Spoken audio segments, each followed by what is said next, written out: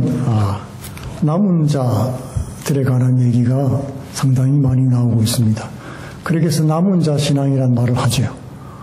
우리 신자들을 남은 자라고 표현합니다. 그리고 그루트기 신앙 하는 것이죠. 큰 나무를 잘라도 나무 밑에 그루트기가 남지 않습니까? 그 그루트기를 통해서 다시 싹이 나고 나무가 소생되는 것을 볼 수 있습니다. 또한 구원받은 하나님의 신자를 가리켜서 알곡신앙, 이 세상은 밭이고 가라지가 많이 나는데 그 중에 알곡이 있다는 것입니다. 알곡신앙. 그래서 추수 때는 가라지는 모아서 불에 태우고 알곡은 모아서 창고에 들이는 천국으로 갈 수 있는 그런 신자를 알곡신자 그렇게 표현합니다. 오늘 말씀에서 이 두아디라 교회를 통해서 하나님께서 주시는 것은 이 남은 자 신앙, 하나님께서 어떻게 고난과 환난 가운데 있는 성도들을 남겨가시고 그들을 구원하시는가에 대한 말씀인 것입니다. 이 두아디라 교회는 칭찬 듣는 성도들이 있었지만은 이세벨에게 유혹돼서 음행과 우상에 빠진 사람들이 있었습니다. 그 사람들 외에 그 사람들에게 속하지 않은 남은 자들이 있었다는 것이죠. 사람들이 믿음 생활하면서 칭찬 들을 일도 하지만 책망 들을 일도 하는데 그 책망 들을 일들이 치명적인 경우가 있습니다. 믿음을 배반하는 것보다 못한 그런 경우가 있는데 오늘 그 말씀을 하고 있는 것입니다. 이 남은 자란 뜻은 많은 무리 중에 소수 그런 뜻입니다. 그래서 성경을 우리가 자세히 읽고 묵상해 보면은 우리 진실로 믿는 하나님의 자녀들은 소수예요. 마이노리티란 얘기죠. 많은 사람들이 예수를 믿고 교회를 다니고 하는 것 같지만 그러나 진실한 성도, 하나님이 택한 백성은 소수다는 사실을 우리가 기억해야 되는 것입니다. 종말의 밭은 온 세상 밭을 말하는 것이기도 하지만 믿는 하나님의 자녀들이 있는 곳일 수도 있는 것입니다. 그 가운데에 하나님을 진실로 섬기는 사람들이 있다고 말씀하는 것이죠. 대다수의 사람들이 다 엉뚱한 곳으로 가는데 그 중에 남은 자 몇이 바로 가게 되고 구원받게 된다는 뜻입니다. 두아디라 교회도 남은 자와 그렇지 않은 대다수가 섞여서 살았습니다. 대다수는 세속주의에 빠져서 타협한 삶을 살았는데 신앙의 정지를 지킨 성도들은 상대적으로 소수였다 하는 것이죠. 그래서 별로 힘이 없습니다. 주류가 있으면 비주류예요. 주류가 이끌어 나간다는 뜻이죠. 이끌어 나가는 이렇게 주도하는 것이 세속적이고 세상적이다 그런 뜻이에요. 이 세상이 그렇지 않습니다. 세상 문화들을 한번 보십시오. 유행이나 이런 것들을 이끌어가는 것을 보면 굉장히 반신앙적이고 반하나님적이에요. 네. 그런 것을 볼 수 있습니다. 24절부터 나오는 말씀은 그 남은 자들에게 하시는 말씀이죠. 성경을 보면은 아담 이후의 모든 인간들은 하나님의 등을 돌리고 다 다른 길로 제 길로 각기 가버리고 말았습니다. 멸망길로 갔는데 그 중에서도 하나님은 어느 한 누구를 택해서 계속 남기시는 모습을 볼 수 있습니다. 아담의 후손 중에 셋을 남겼죠. 그리고 나머지는 다 유기했습니다. 유기란 말은 유기견이란 말은 버려진 개란 뜻이잖아요. 버린다는 뜻이에요. 하나님 왜 버리시는지 모릅니다. 원래 버려진 거예요. 하나님을 불순종하고 갔기 때문에 그대로 버려두는 겁니다. 우리는 어떻게 하나님 앞에 나왔습니까? 버려두지 않고 하나님께서 택해서 특별히 불러주셨기 때문에 나올 수 있게 된 것입니다. 노아를 남기고 나머지는 다 지면에서 살았습니다. 셈을 남기고 아브라함 남기고 이삭, 야곱 이렇게 쭉 남겨나가시는 모습을 볼 수 있죠. 이 소수들만 남기시는 모습을 볼 수 있습니다. 전부 다 엉뚱한 데로 가고 있는데 그 중에서 소수만 남겨가십니다. 그것을 택한 자, 남은 자라고 말씀을 하는 것입니다. 남은 자들의 뜻에는 그 의미에는 그 뉘앙스가 뭐가 있습니까? 예, 별 볼 일 없다 그런 그 뉘앙스가 있어요. 이스라엘이 멸망당할 때 하나님께서 다 잡혀가도 다 죽임당하고 잡혀가도 그 땅에 지극히 가난하고 핍박받는 그런 노예들과 이런 사람들만 다 남겼다고 말씀하는 것이죠. 그러니까 보잘것없다 그런 뜻이 있습니다. 나무를 둥치로 자르고 나면 밑둥치 남은 그루터기는 보잘것없지요. 그걸 뭐 어디다 쓰겠습니까? 별로 소망이 없어 보입니다. 그러나 성경은 그 남은 자들을 교회라고 말을 하는 것이고 하나님의 백성, 영적인 이스라엘이라고 부르셨던 것입니다. 어떤 사람들은 실제 유대인이 남은 자이기 때문에 그들만 구원받는다 이렇게 생각을 하기 쉬운데 성경은 유대인이나 헬라인이나 구별 없이 창세 이후로부터 종말 때까지 하나님의 은혜로 구원받은 사람을 남은 자라고 하는 것입니다. 유대인들은 율법을 지키고 제사를 행하고 할례를 행하는 자들이지만은 그래서 우리는 선민이다 이렇게 우겼습니다. 그리고 자기들의 행위를 자신들을 의롭게 만들어주는 것이라고 확신했죠. 그러나 바울은 로마서에서 의인은 믿음으로 되어지는 것이지 이스라엘처럼 행위로 되어지는 것이 아니다. 그렇게 하려다가 도리어 망하게 되었다고 말씀하는 것입니다.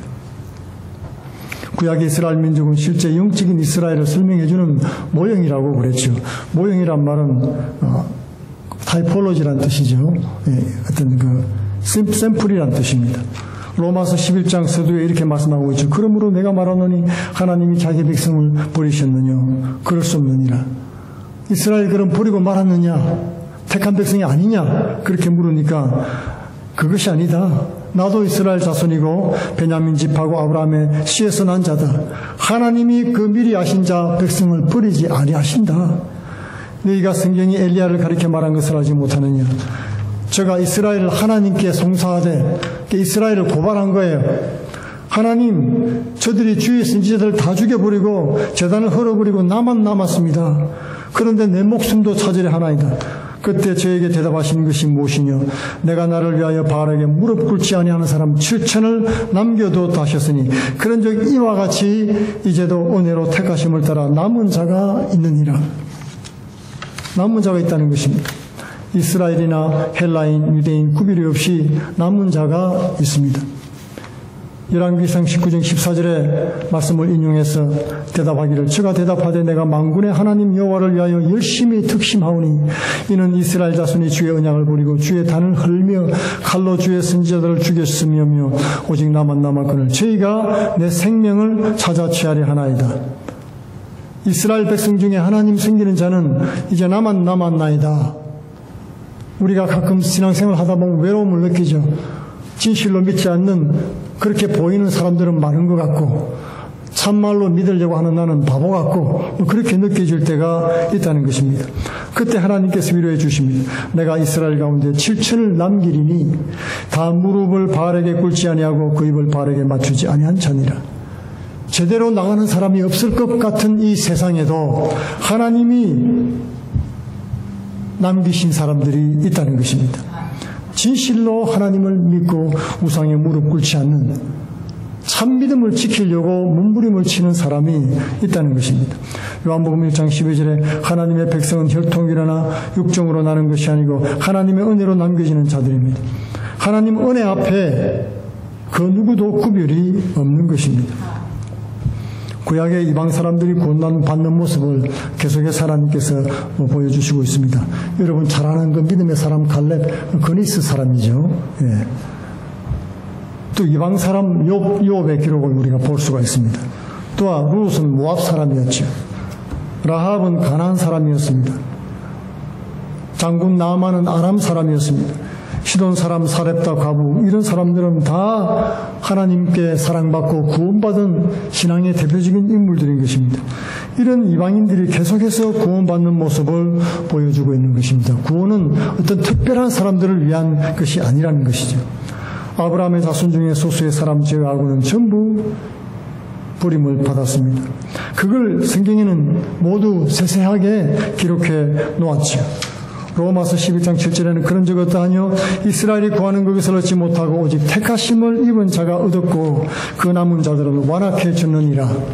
이와 같이 남은 자는 혈통으로나 육정으로 되지 않고 하나님 은혜로 되는데 오직 남은 자 외에는 다 완악해졌다는 겁니다. 이 사실 신앙이 비슷해 보이지만 그렇지 않다는 것을 말해주고 있지요. 우리는 늘 우리 마음 문을 두드리는 주님의 음성을 들을 수 있어야 되는 것입니다. 엘리야 이야기처럼 세상을 아무리 둘러봐도 하나님 백성다운 사람이 없어 보일 때가 있습니다. 그때 낙심이 되죠. 실망이 되고, 이제는 우리 신앙이 세상에 지고 말았다. 세상이 워낙 커 보이고 큰 힘으로 우리를 압박하니까 기독교는 질이 멸렬하게 없어지는구나. 그때마다 하나님은 부흥을 허락했습니다. 얼마 전까지만 해도 학교에서 동성애를 가르치고 레즈비안 어떻게 하는 걸 가르치고 학생들한테 그랬어요. 그리고 설교할 때 그 설교 못하게 하고 이러면은 잡혀가고 말입니다. 감옥 가고 선생님들 잘리고 막 그랬었어요. 살고 나면 여러분 우리 신앙생활이 얼마나 도전받는지 몰라요. 무슨 요식업들도 말입니다. 앞다투어서 다들 지원한다 그러고 지원하지 않은 무슨 치플레이 모르겠습니다. 이름 정확하게 기억이 안 나는데 그 기업은 데모를 당하고 돌 던지고 사업 못하도록 곤충으로 죽이겠다고 협박하고 여러분 자기 신앙을 바로 믿으려고 하면요 사업도 망하게 되는 그런 위험 지경에 이르렀던 거예요. 신학교도 문 닫을 뻔한 신학교 얼마나 많은지 모릅니다. 신학교 앞에서 데모하는 거예요. 동성애 잘못됐다고 얘기한다고. 그러면서 신학교 교장이 학교 돌아갈 때 되면 총을 쏘고 말입니다. 위협 사격을 하고 돌을 던지고 죽이겠다고 학생들한테 돌팔매질을 하고 그랬습니다. 굉장히 기독교가 연약해 보이고 질이 멸렬해 보이고 우리의 가르침이 어리석어 보이는 인기가 없는 그런 가운데도 하나님께서 그때마다 구원을 허락해 주신 것을 볼 수 있습니다. 세상이 아무리 황폐한 상황에도 여기저기서 하나님 백성들은 구원받고 있습니다. 그것이 바로 남은 자입니다. 끝까지 인내하는 주의 성도들은 남은 자가 되는 것입니다. 그것이 진정한 교회라고 할 수 있겠습니다. 사도 바울은 로마서 11장 서두에서 이스라엘은 바로 하나님의 은혜로 택하심을 따라 남은 자들을 가리키는 것입니다. 하나님의 언약도 구약에 이스라엘에게 주어졌던 수많은 약속도 바로 영적인 이스라엘인 남은 자입니다. 하나님의 백성들에게 교회를 향한 약속이었다는 것을 말씀해 주는 거죠. 이스라엘의 남은 자는 교회입니다. 초대교회 때도 유대인과 헬라인이 섞여 있었지 않습니까? 오늘날에도 이스라엘의 유대인 중에도 교회로 돌아오는 많은 사람들이 있는 것입니다. 이들이 다 남은 자입니다.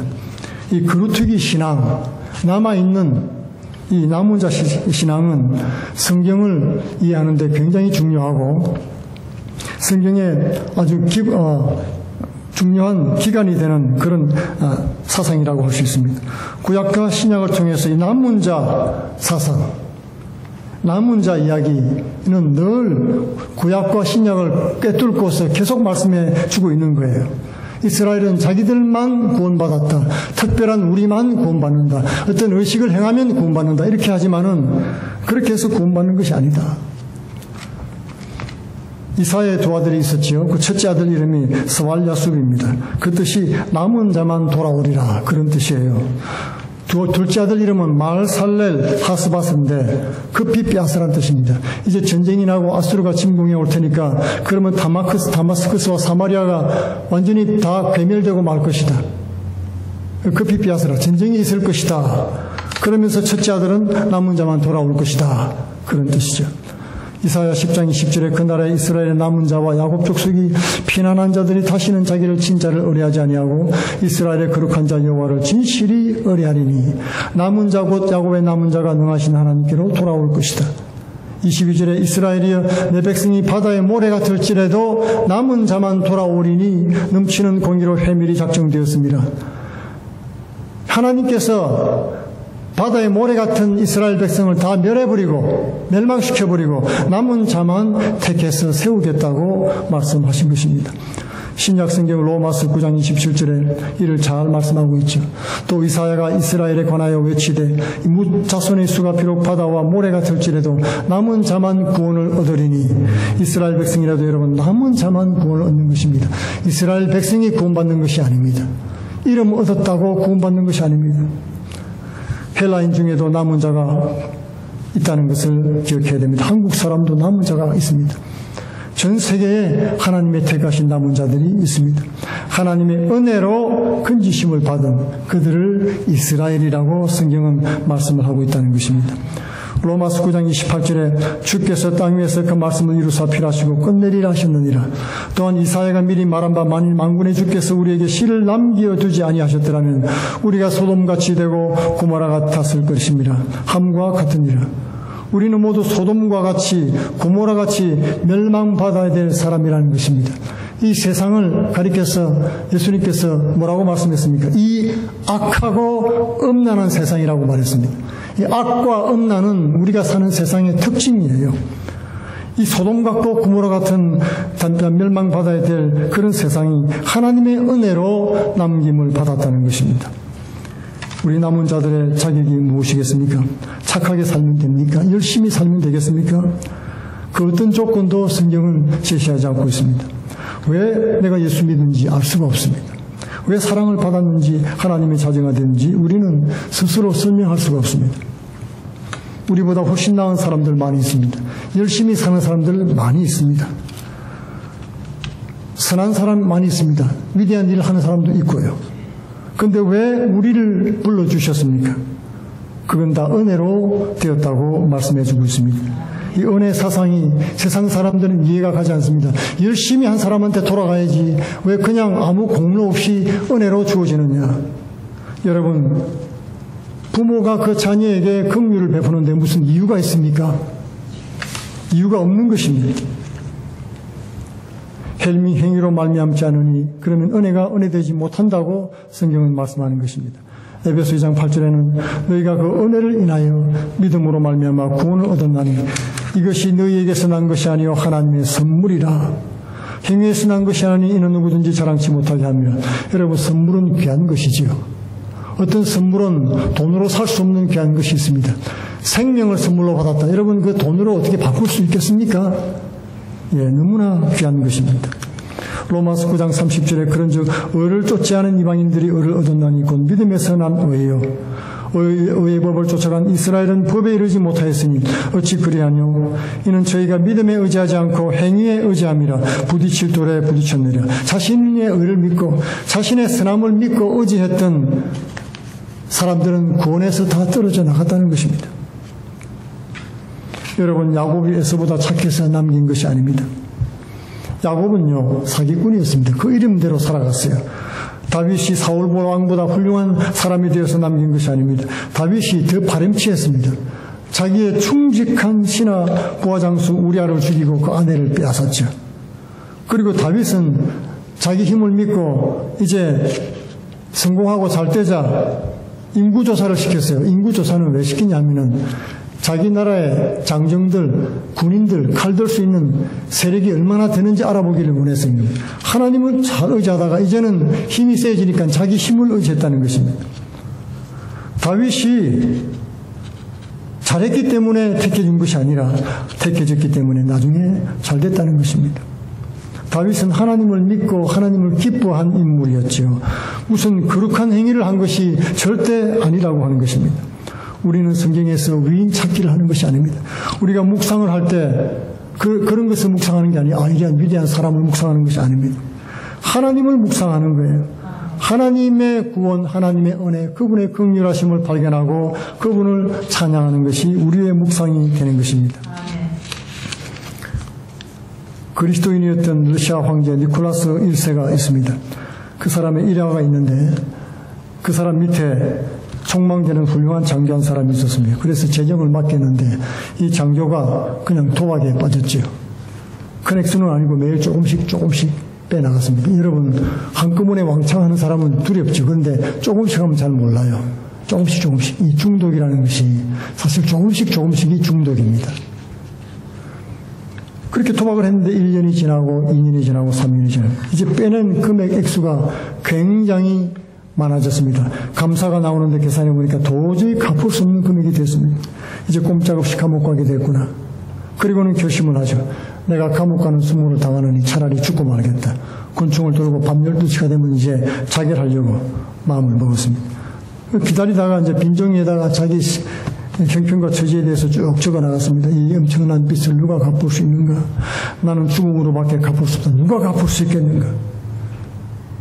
그렇게 끌적거리면서 잠이 들었는데 이 니콜라스 1세 황제가 종종 군인 복장을 변복을 하고 이래 군을 순시했는데 그날 마침 그 부대를 방문했던 거예요.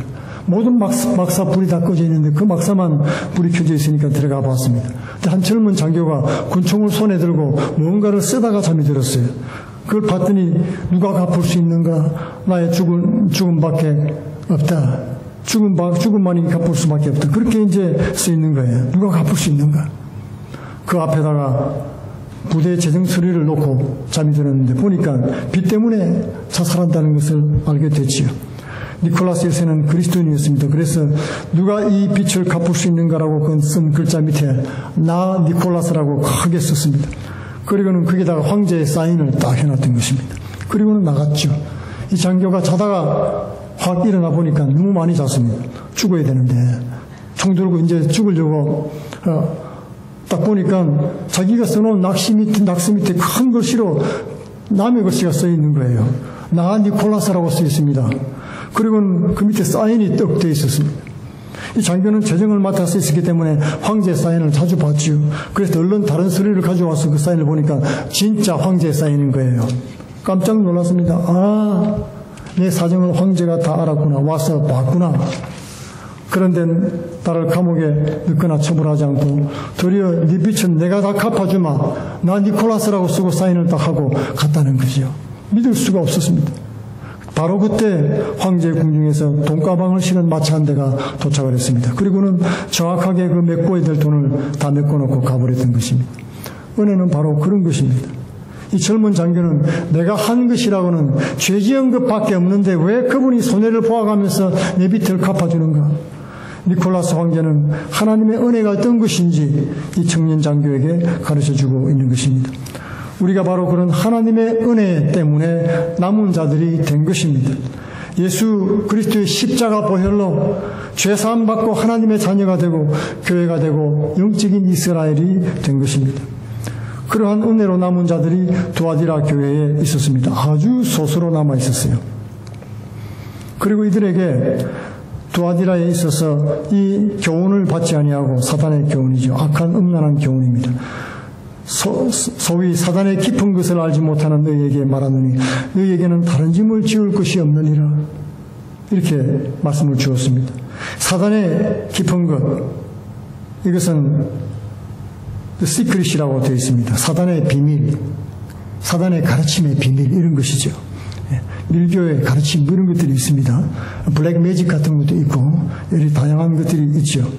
그러니까 알지 못하는 이 말은 모르는 그런 뜻이 아니고 배우지 않는 그런 뜻이 있어요.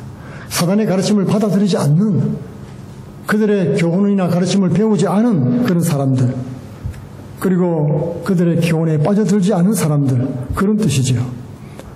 이 사단의 깊은 것과 상대적으로 성경 말씀이 성령은 모든 것 하나님의 깊은 것이란 말씀을 해 주셨습니다.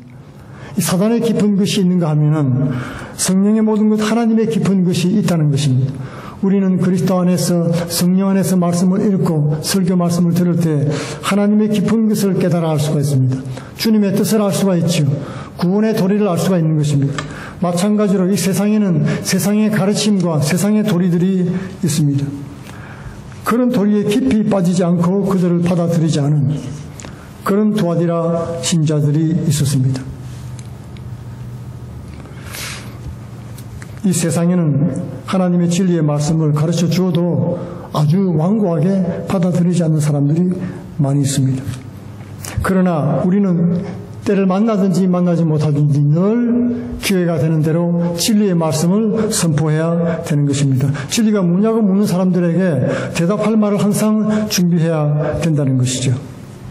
진지한 하나님의 교회와 남은 자는 진리 안에 서 있고 하나님의 깊은 것, 바로 생명 말씀을 잘 알고 있었기 때문에 그런 자들의 가르침에 빠지지 않는 것입니다. 그런 사람들에게 주님께서 다른 짐을 너희에게 지우지 않겠다.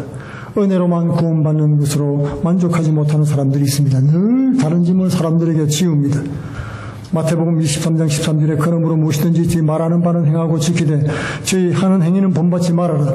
저희 말만 하고 행치 않고 또 무거운 짐을 묶어서 사람의 어깨에 지우되 그렇게 말씀했죠. 이 말하는 바와 무거운 짐은 바로 이 세상적인 것을, 세상 지식과 교훈을 말하는 것입니다. 사단의 깊은 것을 말하는 것이죠. 율법적인 것을 말합니다. 행위로 착한 일을 하는 것을 말하는 것이기도 한 것입니다. 사도행전 15장 10절에는 너희가 어찌하여 우리 조상과 우리도 능히 못 매던 멍에를 제자들에게 목에 두려 하느냐. 구원은 예수 그리스도의 은혜로 주어지는 것입니다. 어떤 행위도 보탤 수가 없습니다. 그것뿐만 아니라 나는 특별한 무엇을 통해서 하나님 앞에 인정받아야지 천만에 인정받지 못합니다. 우리 주님도 다른 짐을 지우지 않겠다. 단지 내게로 와서 내 멍에를 메고 배우라고 말씀해 주신 것입니다. 내 멍에는 가볍다. 이 세상 것과 같지 않다고 말씀해 주는 것입니다. 신천지 같은 사람들, 여호와의 증인들, 그렇죠. 안식교, 가톨릭 다 마찬가지입니다. 자신의 행위를 보태지 않으면 언제든지 구원에서 탈락될 수 있다고 가르칩니다. 구원은 은혜로 주어지는 것입니다. 이미 구원을 하나님께서 다 우리에게 주셨어요.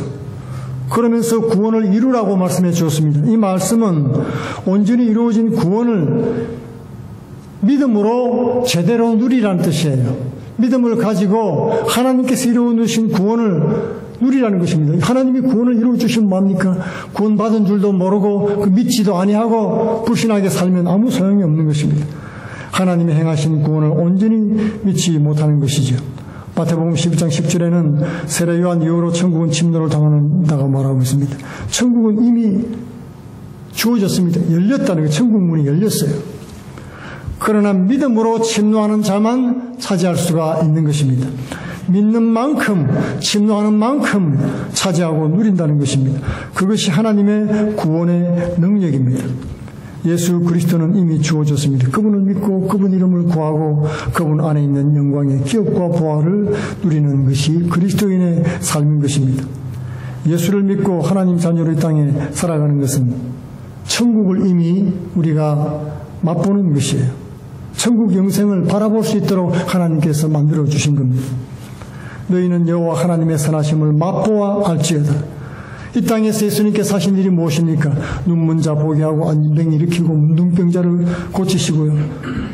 상한 자를 고치고 갇힌 자를 돌아보시고 심령이 상한 자도 고쳐주셨습니다. 은혜의 해를 전파하십니다. 하나님의 선하심을 맛보고 천국을 맛보여주는 것입니다. 짐을 지우는 게 아닌 것입니다. 예수 믿는 것은 절대로 짐이 아닙니다. 여러분, 천국이 어떤 곳인지 우리가 대충 짐작할 수 있지 않습니까? 수고하고 무거운 짐진 자들아 다 내게로 오라. 너희를 쉬게 하는 것이라. 천국은 눈물도 없고 정말 예수님께서 사역하신 것처럼 질병도 고치고 없고 죽음도 없고 약함이나 절망 좌절도 없고 다 소망과 은혜 가운데 사랑으로 넘친 그런 곳이라는 것을 알 수가 있습니다. 그리고 영원히 하나님을 찬양하는 곳이지요. 모든 짐을 다 내려놓고 안식하는 곳인 것입니다. 주님은 어떠한 다른 인생짐, 어떤 올무, 율법도 지우기를 원치 아니하십니다. 다만 오늘 말씀에 보면은 너희에게 있는 것을 내가 올 때까지 굳게 잡으라고 권하고 계십니다. 주님께서 이 남은 자들에게 칭찬하신 것이 있죠. 사랑과 믿음과 섬김과 인내, 그것을 지적하시면서 그것을 너희들은 내가 올 때까지 굳게 잡으라. 예수님의 사랑과 그분만 의지하는 믿음과 그리고 서로 사랑으로 섬기면서 참고 견디는 그것을 붙잡으라는 것입니다. 그리고는 내 일을 지키는 자에게 만국을 다스리는 권세를 주겠다고 말씀하신 것입니다. 내 일은 바로 하나님의 보내신 자를 믿는 것이 하나님의 일입니다. 요한복음 6장 28절에 약속하신 것처럼 믿음으로 우리가 은혜로 구원받았기 때문에 그 믿음을 끝까지 붙잡는 것이 중요한 것입니다. 자신의 의를 붙잡거나 어떤 행위를 붙잡거나 그런 유혹에 넘어가지 말고 오로지 주의 생명 말씀을 묵상하면서 하나님의 깊은 것을 통달하고 믿음의 반석 위에 굳건히 쓰는 복된 주의 성도들 다 되시기를 축원드리겠습니다. 기도하겠습니다. 고마우신 아버지 감사합니다.